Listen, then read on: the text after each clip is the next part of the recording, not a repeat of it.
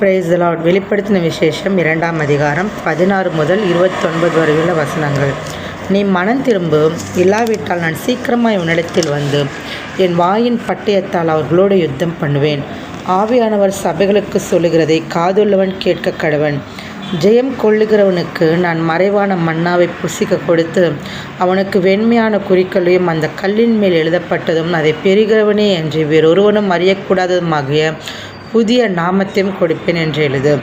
தியத்திரா சபையின் தூதனுக்கு நீ எழுத வேண்டியது என்னவெனில், அக்னி ஜுவாலை போன்ற கண்களும் பிரகாசமான வெண்கலம் போன்ற பாதங்களும் உள்ள தேவகுமாரன் சொல்லுகிறதாவது, உன் கிரியைகளையும் உன் அன்பையும் உன் ஊழியத்தையும் உன் விசுவாசத்தையும் உன் பொறுமையும் நீ முன்பு செய்த கிரியைகளிலும் பின்பு செய்த கிரியைகள் அதிகமாக இருக்கிறதையும் அறிந்திருக்கிறேன்.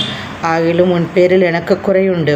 என்னவெனில், தன்னை தீர்க்கதரிசி என்று சொல்லுகிற ஏசபேல் என்னும் ஸ்திரீயானவள் என்னுடைய ஊழியக்காரர் வேஸ்தனம் பண்ணவும் விக்கிரகங்களுக்கு படைத்தவர்களை புசிக்கவும் அவர்களுக்கு போதித்து அவர்களை வஞ்சிக்கும்படி நீ அவளுக்கு இடம் கொடுக்கிறாய். அவள் மனம் திரும்பும்படியாய் அவளுக்கு தவணை கொடுத்தேன். தன் வேசி மார்க்கத்தை விட்டு மனம் திரும்ப அவளுக்கு விருப்பமில்லை. இதோ நான் அவளை கட்டில் கிடையாக்கி அவளுடனே விபச்சாரம் செய்தவர்கள் தங்களுடைய கிரியைகளை விட்டு மனம் திரும்பாவிட்டால் அவர்களையும் மிகுந்த உபத்திரவத்திலே தள்ளி அவளுடைய பிள்ளைகளையும் கொல்லவே கொள்வேன். அப்பொழுது நானே உள்ளந்திரியங்களையும் இருதயங்களையும் ஆராய்கிறவன் என்று எல்லா சபைகளும் அறிந்து கொள்ளும். அன்றியும் உங்களில் ஒவ்வொருவனுக்கும் உங்கள் கிரியைகளின்படியே பலனளிப்பேன்.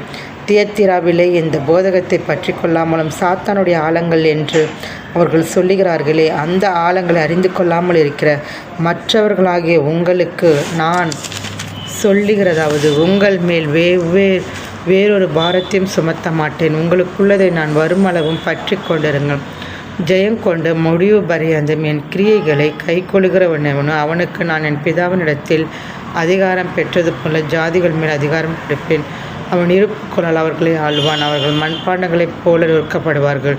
விடுதலை நட்சத்திரத்தையும் அவனுக்கு கொடுப்பேன். ஆவியானவர் சபைகளுக்கு சொல்லுகிறதை காதுள்ளவன் கேட்க கடவன் என்று எழுது. ஆமேன்.